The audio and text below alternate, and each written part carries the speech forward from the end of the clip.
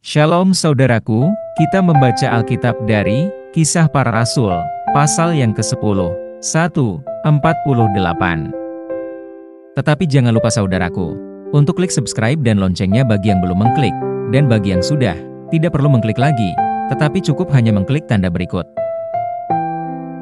Dan membagikan bacaan ini kepada orang lain, agar mereka juga menemukan kekuatan baru dalam kasih Tuhan. Kiranya Tuhan memberkati saudara. Petrus dan Kornelius. Kisah Para Rasul 10 ayat 1 dan 2. Di Kaisarea ada seorang yang bernama Kornelius, seorang perwira pasukan yang disebut pasukan Italia. Ia saleh, ia serta seisi rumahnya takut akan Allah dan ia memberi banyak sedekah kepada umat Yahudi dan senantiasa berdoa kepada Allah. Ayat 3 dan 4. Dalam suatu penglihatan, kira-kira jam 3 petang, jelas tampak kepadanya seorang malaikat Allah masuk ke rumahnya dan berkata kepadanya, "Kornelius." Ia menatap malaikat itu dan dengan takut ia berkata, "Ada apa, Tuhan?"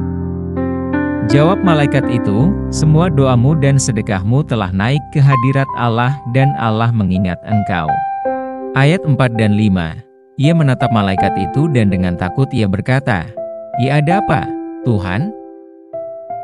Jawab malaikat itu, "Ya semua doamu dan sedekahmu telah naik ke hadirat Allah dan Allah mengingat engkau. Dan sekarang, suruhlah beberapa orang ke Yope untuk menjemput seorang yang bernama Simon dan yang disebut Petrus." Ayat 6 dan 7, ia menumpang di rumah seorang penyamak kulit yang bernama Simon, yang tinggal di tepi laut. Setelah malaikat yang berbicara kepadanya itu meninggalkan dia, dipanggilnya 2 orang hambanya beserta seorang prajurit yang saleh dari orang-orang yang selalu bersama-sama dengan dia. Ayat 8 dan 9, dan sesudah ia menjelaskan segala sesuatu kepada mereka, ia menyuruh mereka ke Yope. Keesokan harinya ketika ketiga orang itu berada dalam perjalanan dan sudah dekat kota Yope, kira-kira pukul 12 tengah hari, naiklah Petrus ke atas rumah untuk berdoa. Ayat 10 dan 11, ia merasa lapar dan ingin makan, tetapi sementara makanan disediakan, tiba-tiba rohnya diliputi kuasa ilahi, tampak olehnya langit terbuka dan turunlah suatu benda berbentuk kain lebar yang bergantung pada keempat sudutnya, yang diturunkan ke tanah. Ayat 12, 13 dan 14, di dalamnya terdapat pelbagai jenis binatang berkaki 4, binatang menjalar dan burung. Kedengaranlah olehnya suatu suara yang berkata, "Bangunlah, hai Petrus, sembelihlah dan makanlah." Tetapi Petrus menjawab, "Tidak, Tuhan, tidak, sebab aku belum pernah makan sesuatu yang haram dan yang tidak tahir." Ayat 15, 16 dan 17. Kedengaran pula untuk kedua kalinya suara yang berkata kepadanya, "Apa yang dinyatakan halal oleh Allah, tidak boleh engkau nyatakan haram." Hal ini terjadi sampai 3 kali dan segera sesudah itu terangkatlah benda itu ke langit. Petrus bertanya-tanya di dalam hatinya, apa kiranya arti penglihatan yang telah dilihatnya itu. Sementara itu telah sampai di muka pintu orang-orang yang disuruh oleh Kornelius dan yang berusaha mengetahui di mana rumah Simon. Ayat 18, 19 dan 20, mereka memanggil seorang dan bertanya, apakah Simon yang disebut Petrus ada menumpang di rumah itu?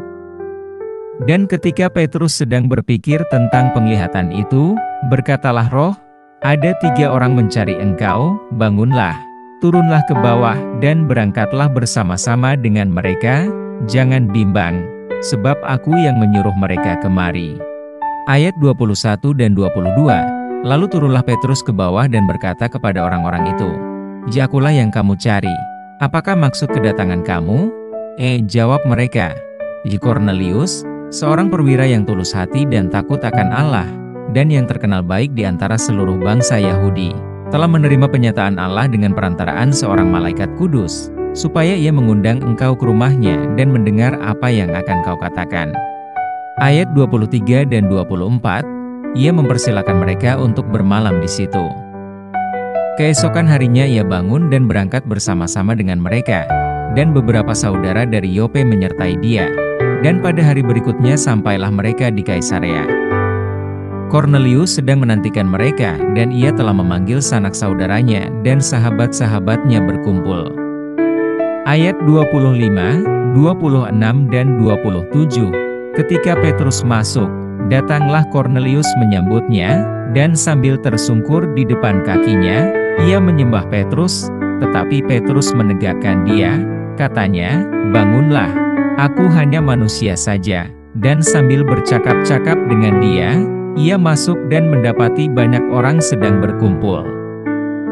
Ayat 28 dan 29, ia berkata kepada mereka, "Kamu tahu betapa kerasnya larangan bagi seorang Yahudi untuk bergaul dengan orang-orang yang bukan Yahudi atau masuk ke rumah mereka.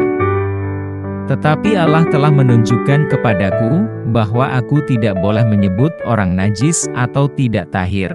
Itulah sebabnya aku tidak berkeberatan ketika aku dipanggil, lalu datang kemari. Sekarang aku ingin tahu, apa sebabnya kamu memanggil aku?"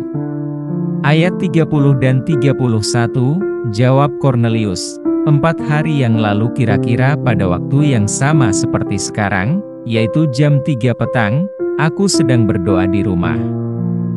Tiba-tiba ada seorang berdiri di depanku, pakaiannya berkilau-kilauan, dan ia berkata, "Kornelius, doamu telah didengarkan Allah dan sedekahmu telah diingatkan di hadapannya."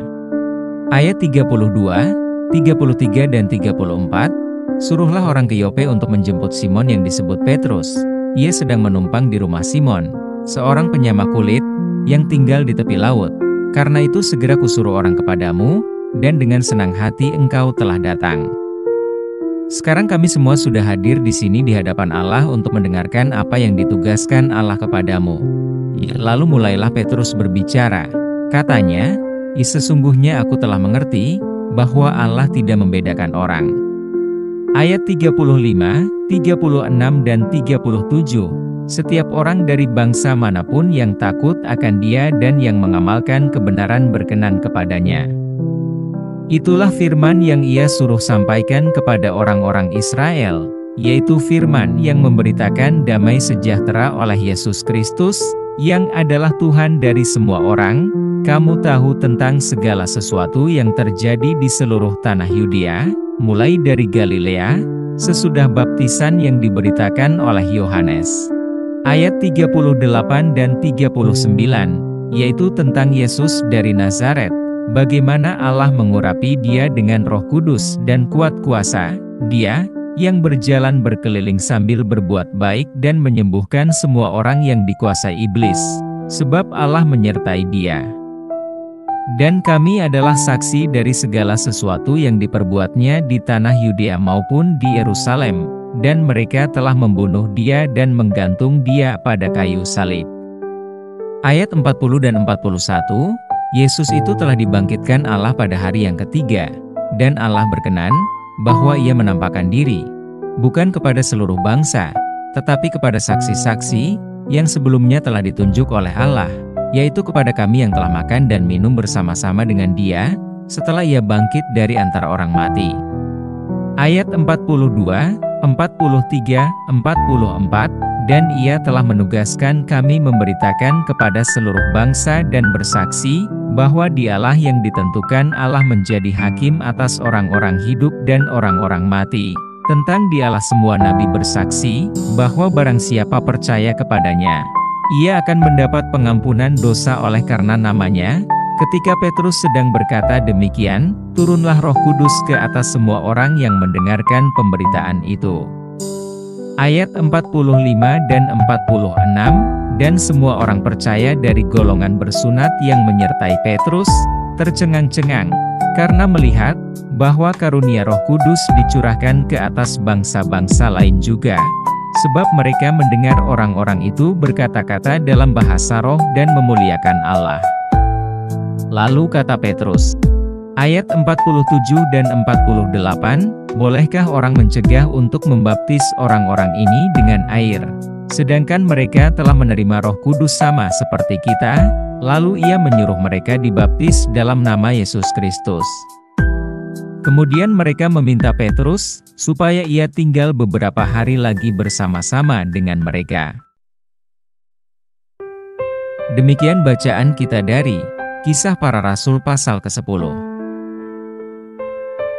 Yang berbahagia ialah mereka yang mendengarkan firman Allah dan yang memeliharanya.